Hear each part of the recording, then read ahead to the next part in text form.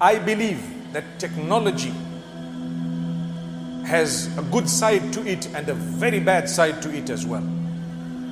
There are people earning Jannah through TikTok, and there are others earning Jahannam through the same means.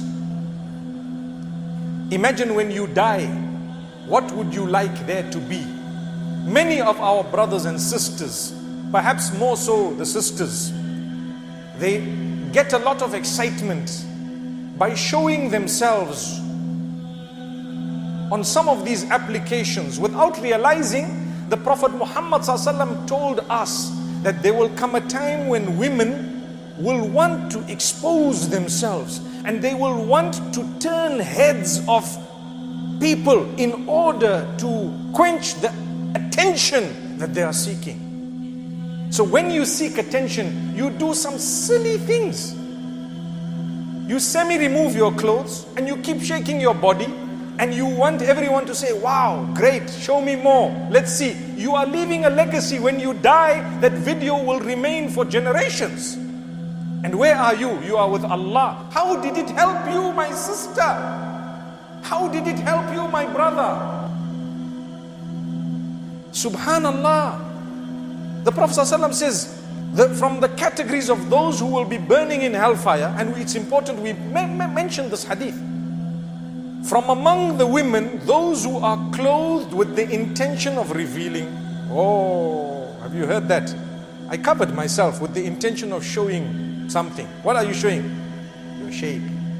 What else are you showing?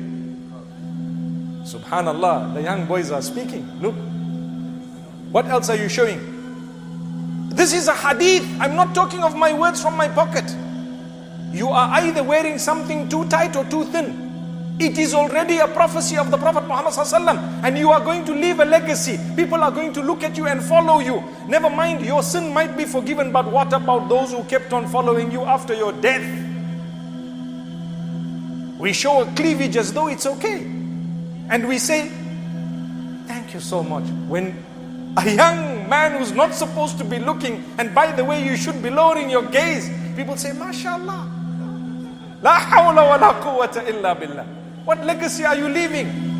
And I'm not trying to attack the sisters, because the brothers are equally guilty for adding fuel to fire by commenting in a negative way, thinking it's positive. MashaAllah, how beautiful, I love it, excellent, etc. We know what's going on in the world. My brothers and sisters, a few days ago I received an email from a brother telling me that his sister had contracted coronavirus COVID-19 and she passed away a few days earlier. May Allah give her Jannatul Firdaus. May Allah subhanahu wa ta'ala grant her the high and lofty rank and make it easy for her family. The matter he raised was that she had a presence online, on TikTok in particular, where she did some silly things, and she was just as a teenager, she did some embarrassing things as well. And now that she's passed on, they feel she would not have liked that type of a legacy.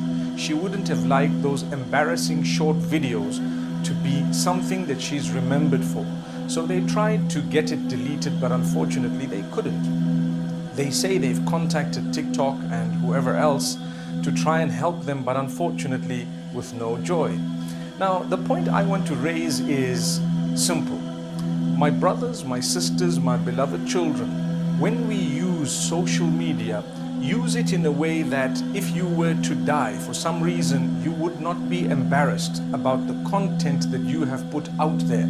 Sometimes people do silly things just to gain a following. Sometimes people do that which is very embarrassing, at times even unacceptable, in order to gain the attention of people. If that is the case, ask yourself, would I be embarrassed if this thing were to remain after I've died? And definitely that would guide you. As a believer, we should do that which is good. We should do that which is not embarrassing if we were to die. And even if we did not die, but we need to be much more responsible when it comes to the use of social media. Who would like a legacy to be left after them of that which is not good? So my brothers and sisters, I thought perhaps this very short message would inspire you to be much more responsible when it comes to social media.